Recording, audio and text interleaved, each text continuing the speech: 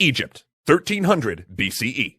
Laborers toil under the hot desert sun, dismantling a once grand temple. The stone slabs are torn away without regard for their ornate carvings, destined for an inglorious fate as construction fill. Nearby, men break open a pharaoh's burial chamber.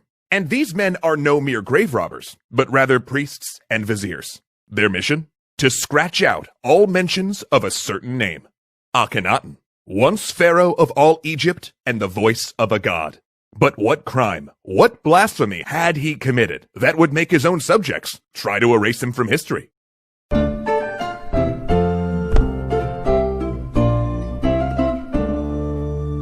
As a boy, his name was Amenhotep IV, son of the 9th pharaoh of Egypt's 18th Dynasty. He was the second son and never expected to rule. Only after his brother died suddenly did he become heir. Amenhotep's father was an effective and popular pharaoh whose diplomatic prowess had led Egypt into an era of prosperity and international influence. However, when Amenhotep himself came to the throne, he wasn't overly interested in the duties of leadership, preferring to devote his time to worshipping a new god called Aten. But that was a problem.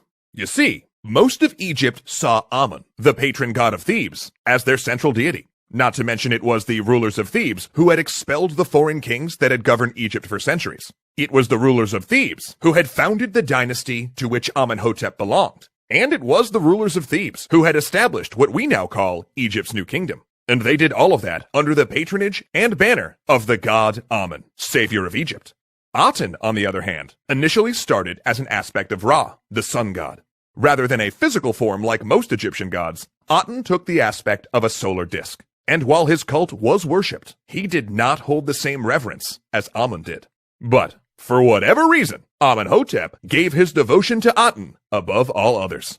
And this young pharaoh took no time in displaying that devotion. In his early reign, he preoccupied himself with raising temples to Aten, first at Thebes, then at Karnak, even though those sites had previously been dedicated to Amun. Okay, a little presumptuous, sure. But, not a big deal, right? The man's pharaoh after all.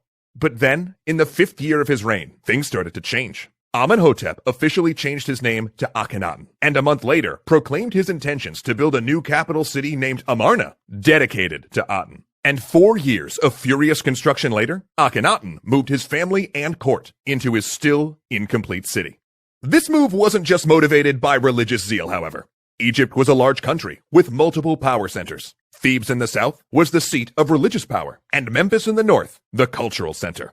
Akhenaten wanted to consolidate all of that creative and religious power into his new city. Not to mention, there was another pressing justification for the move. In the stela marking the boundaries of Amarna, there is mention of something that led Akhenaten to fear organized opposition to his rule. See, Atenism hadn't really caught on in the society at large, and the priesthood of Amun had not taken kindly to the encroachment of Akhenaten's monuments to Aten, and fear of these groups spurred his desire to have an Atenist utopia under his complete control. Secure in his new capital, Akhenaten became increasingly despotic. While initially he was lenient towards other gods, eventually he went so far as to declare Aten was not just the supreme god, but the only god. He ordered all mentions of Amun to be scratched out, and references to gods plural changed to god singular. Even mentions of his original name, Amenhotep, were all struck out. And eventually, Akhenaten forbade the worship of Amun entirely, closed all of the gods' temples, and diverted their coffers to building his grand capital. During his reign, soldiers patrolled the streets. Citizens took to scratching out the names of rival deities on their possessions. And in his capital, Akhenaten's obsession and hubris only grew. He composed a grand hymn to his patron, positioning Aten as the sole deity and himself as the only intermediary who could speak to the god. He wanted the world to know that Akhenaten alone could channel Aten's divine will.